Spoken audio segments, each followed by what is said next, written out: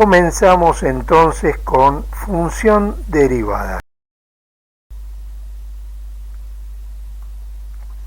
Como hemos visto en la explicación de la derivada de una función en un punto, si tenemos una función, por ejemplo, x al cuadrado, calcularemos que su derivada aplicando la definición en el punto x sub 0 resulta ser igual a 0.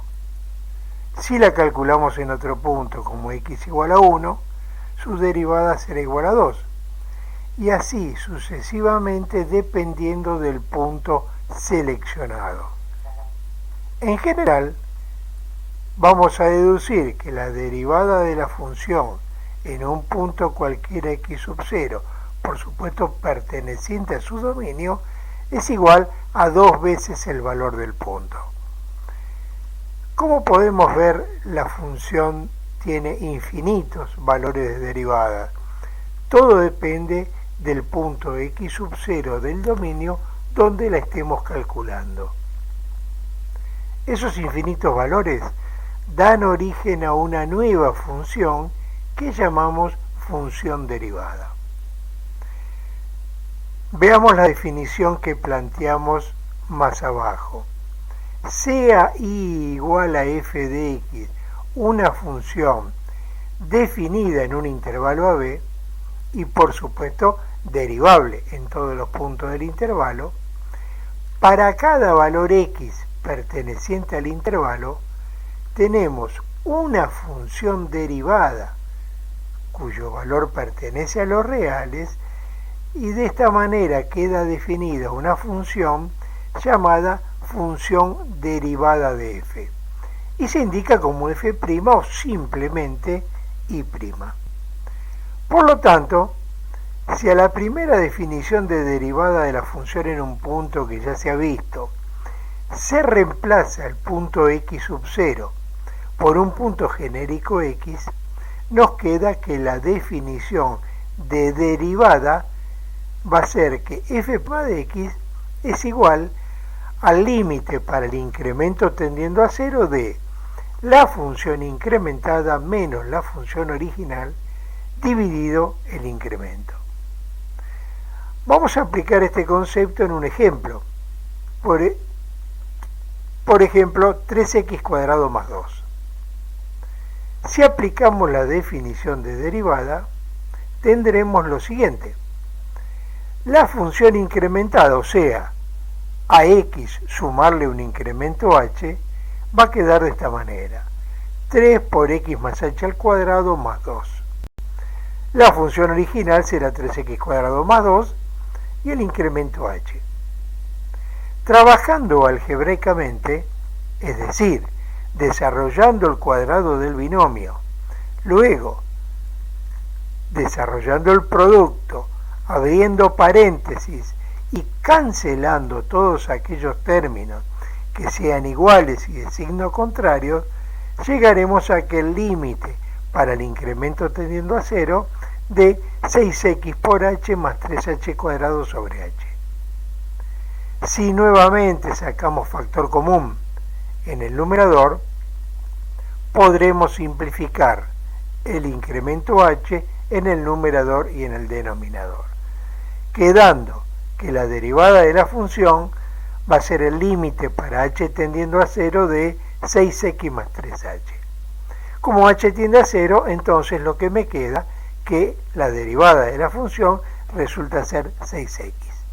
A esto es lo que llamamos función derivada, y que por supuesto, como dijimos originalmente, adquiere distintos valores de acuerdo al punto x donde la calculemos.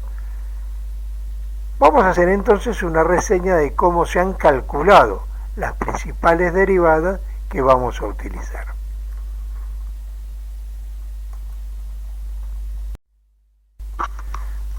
Veamos entonces la derivada de la función constante, o sea, f de x igual b, siendo b un número perteneciente a los números reales.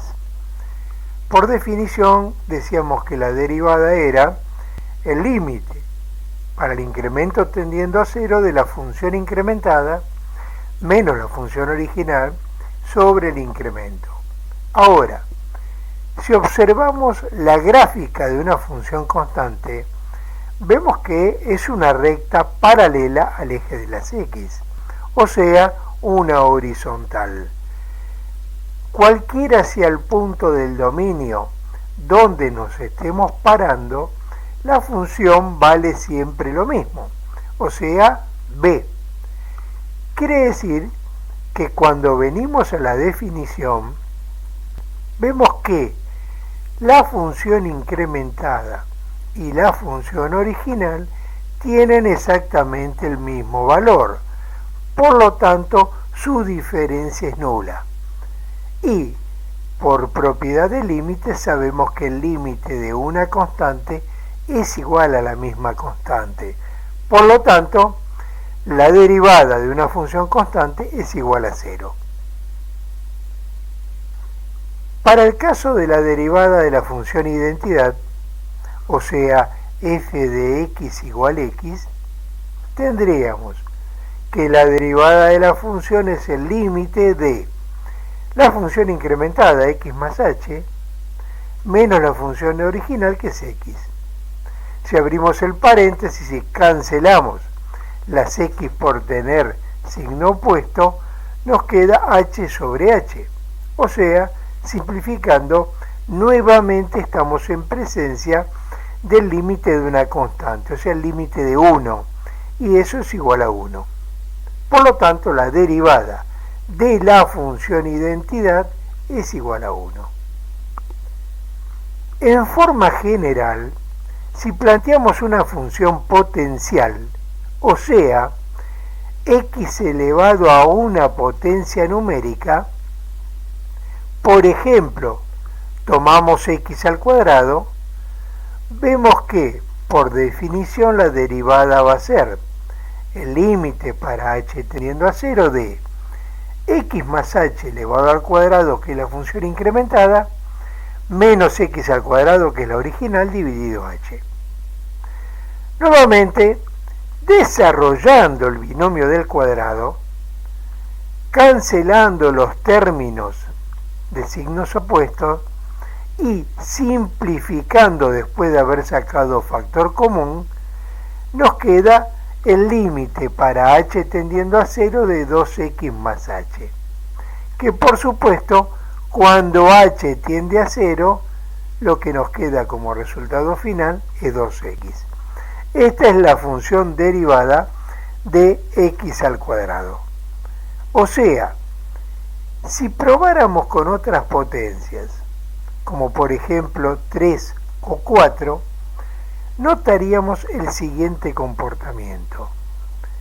Si x al cubo es la función original, su derivada sería 3x al cuadrado. En cambio, si x a la cuarta fuera la función original, tendríamos que la derivada es 4x al cubo. Es decir, en forma general, si la función es x a la n, notamos que la potencia de la función baja como producto y al exponente de la función se le resta una unidad. Por lo tanto, en forma general, la derivada de la función potencial resulta ser n veces x a la n menos 1. Y esa es la derivada general de una función potencial.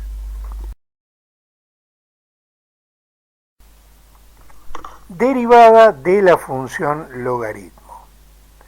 Tenemos la función f de x igual logaritmo natural de x.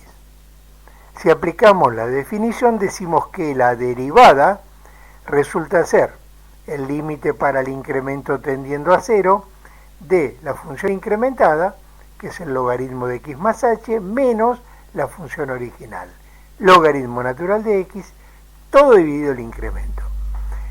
Como hablamos de función logaritmo, vamos a tener que tener en cuenta una serie de propiedades del logaritmo. A saber, decimos que la resta de logaritmos de la misma base resulta ser igual al logaritmo del cociente. Por lo tanto, como lo que tenemos en el numerador es una resta, vamos a aplicar esta propiedad, de manera tal que me queda logaritmo natural de x más h sobre x, multiplicado por 1 sobre h, ya que h está en el denominador. Ahora veamos otra propiedad, que es esta. Decimos que un número multiplicado por un logaritmo permite ingresar el número dentro del logaritmo como exponente. Por lo tanto, como yo tengo multiplicando al logaritmo 1 sobre h, lo ingreso dentro del logaritmo como exponente. Y me queda esta expresión, x más h sobre x elevado a la 1 sobre h. Luego vamos a aplicar otra propiedad, que ya tiene que ver con límites, y que me decía que el límite de un logaritmo era lo mismo que decir logaritmo del límite, o sea, es indistinto el orden en el que se calculen. Por lo tanto, como yo tengo límite del logaritmo natural, lo voy a tomar al revés. Logaritmo natural del límite de toda esta expresión. Ahora, si analizamos lo que hemos remarcado en el área roja, vemos que cuando h tiende a 0, x más h tiende a x y x sobre x a 1. Por lo tanto, toda esta base tiende a 1. Mientras que en el exponente, 1 sobre algo que tiende a 0 tiende a infinito. ¿Qué estamos diciendo con esto? Que estamos en presencia de una indeterminación del tipo 1 a la infinito. Por lo tanto, lo que tenemos que aplicar es lo que conocemos como propiedad del número e. Pero para eso tenemos que armar esta estructura. Por lo tanto, vamos a hacer lo siguiente.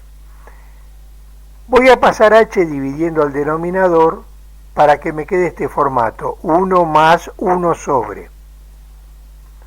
Una vez que paso h, necesito que en el exponente esté la misma expresión que en el denominador.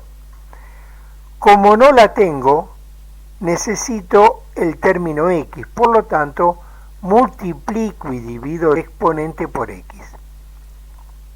De manera tal que ordenándolo, voy a tener esto. El exponente será x sobre h multiplicado por 1 sobre x. Como la propiedad de potencias me dice que potencia de potencia es indistinto el orden en que yo los multiplique, puedo tomar esta consideración.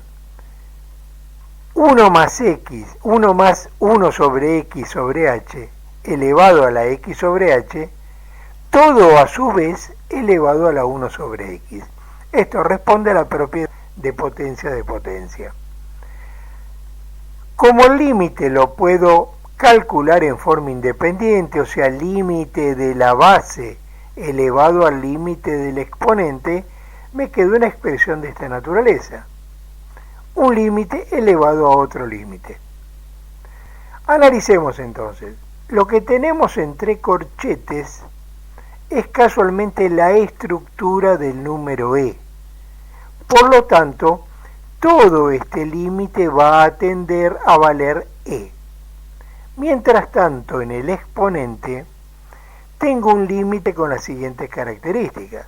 1 sobre h resulta ser una constante, ya que es h lo que tiende a 0. Y habíamos dicho que el límite de una constante es la misma constante. Por lo tanto, lo que me queda es e elevado a la 1 sobre x, pero dentro de un logaritmo. Volvemos a la propiedad del logaritmo que ya mencionamos, y que era esta. Un número multiplicado por un logaritmo me permite introducir el número dentro del logaritmo como exponente. Bueno, acá lo vamos a hacer a la inversa. tengo el logaritmo de elevado a un exponente que es 1 sobre x. El exponente lo saco como producto. Por último, sabemos que el logaritmo natural es un logaritmo en base e. Por lo tanto, el logaritmo de la propia base es igual a 1. Entonces lo que me queda como resultado es 1 sobre x. Y esta es la derivada del logaritmo natural. Bueno, de esta forma se han calculado todas las funciones derivadas, pudiendo expresar las más importantes en una tabla que vamos a expresar a continuación en la siguiente página.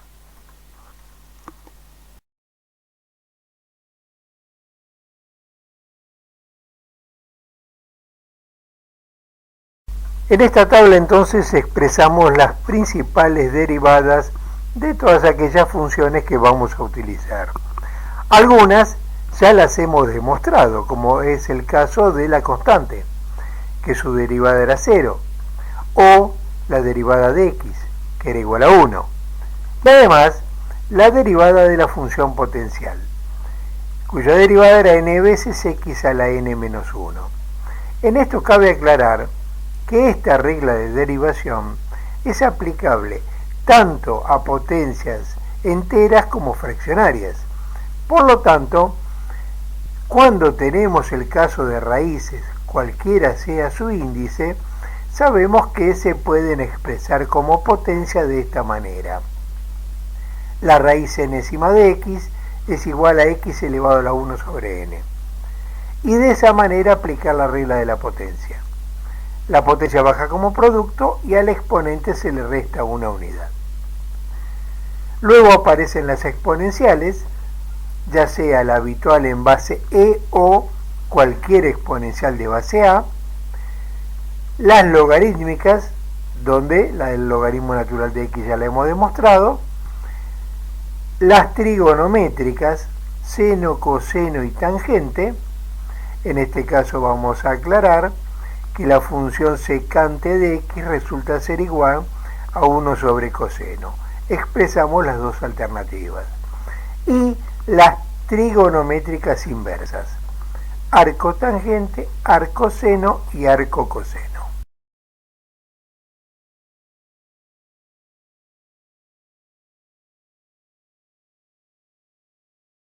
Reglas de la derivación. Para poder operar con derivadas, necesitamos de algunas reglas de derivación que integran lo que conocemos como álgebra de las derivadas. Por ejemplo, ¿cómo es la derivada de una suma de funciones? Si aplicamos la definición, tenemos que la derivada de esta suma va a ser el límite para el incremento tendiendo a 0 de la función incrementada, o sea que a cada función se le incrementa la variable x sub 0 en un valor h, menos la función original, que es la suma original de funciones, todo dividido el incremento. Abriendo corchetes, reagrupando los términos y a posteriori, aprovechando la propiedad de límites, que dice que el límite de una suma es igual a la suma de los límites, distribuimos al límite a través de esta suma. Por lo tanto, nos queda una suma de dos límites. Si observamos con detenimiento cada límite, vemos que cada uno representa la definición de derivada de una función. En este caso, la derivada de f. En este caso, la derivada de g. Por lo tanto, concluimos que la derivada de una suma de funciones resulta ser la suma de las derivadas de cada una de ellas. De esta forma se han calculado el resto de las propiedades. Llegamos a la conclusión entonces que la derivada de un producto de una constante por una función resulta ser igual a la constante por la derivada de la función. Que la derivada de un producto de dos funciones resulta ser la derivada de la primera función por la segunda sin derivar, más la primera función sin derivar por la derivada de la segunda. Y así sucesivamente, cualquiera sea la cantidad de funciones que integran el producto.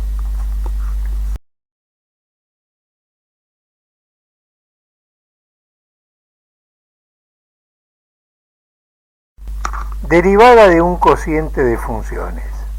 Si f y g son dos funciones derivables en el punto, y además, y esto es importante, siendo g de x sub 0 distinta de 0, decimos que la derivada de ese cociente resulta ser la derivada del numerador por el denominador sin derivar menos el numerador por la derivada del denominador, todo dividido el denominador al cuadrado. De cualquier manera, hemos desarrollado en el resto de la hoja la demostración de la derivada de un cociente utilizando la definición de la derivada de una función en un punto. Desarrollemos un ejemplo. Supongamos que tenemos que derivar la función e a la x más raíz de x dividido x cuadrado por coseno de x. Tenemos en este caso una función que presenta como primera medida un cociente, en el numerador una suma y en el denominador un producto. Por lo tanto, desarrollamos todas las reglas vistas. Primero, la derivada de un cociente. La derivada de un cociente sería la derivada del numerador por el denominador sin derivar menos el numerador por la derivada del denominador. Todo dividido el denominador al cuadrado. Desarrollamos cada uno de los términos por separado y vemos que la derivada del numerador, por ser una suma, es la suma de las derivadas. Por lo tanto, este será su resultado. No olvidemos que la raíz cuadrada la tratamos como una potencia y por lo tanto su derivada se desarrolla de esta manera. Por otro lado, tenemos la derivada del denominador, que como producto, ¿qué es? Su resultado es derivada del primero por el segundo sin derivar más el primero por la derivada del segundo, siendo este su resultado. Una vez que tenemos las derivadas pertinentes, armamos la estructura original. Numerador derivado por denominador sin derivar menos numerador sin derivar por denominador derivado dividido el denominador al cuadrado.